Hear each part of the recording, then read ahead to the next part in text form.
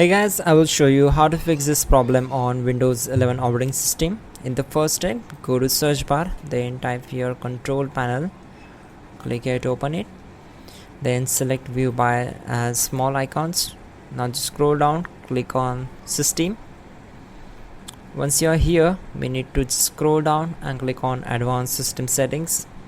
Then on this window, just select hardware tab, then select device installation settings, and on this window we need to select S, then click on save changes, click on apply and then OK.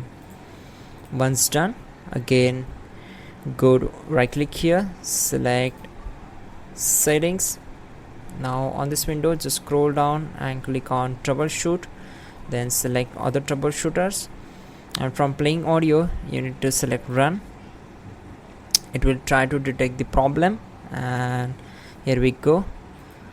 So we need to uncheck this option, then click on apply and then OK. Once done, close this window, then simply go to search bar, type your device manager, click here to open it.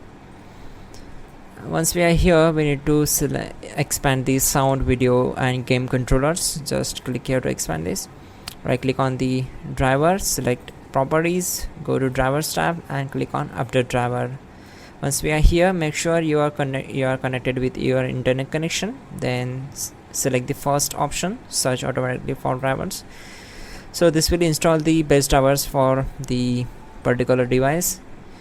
So close this window, then again go to search bar, type your services, click here to open it. Now find out Windows Update, just scroll down and then right click on it, select properties, then you have to start the services. So set startup type as automatic and then click on start, then apply the changes. Once done, open settings, then just scroll down and click on Windows Update and simply check for the latest updates and download them and install all the latest updates for your Windows 11 operating system.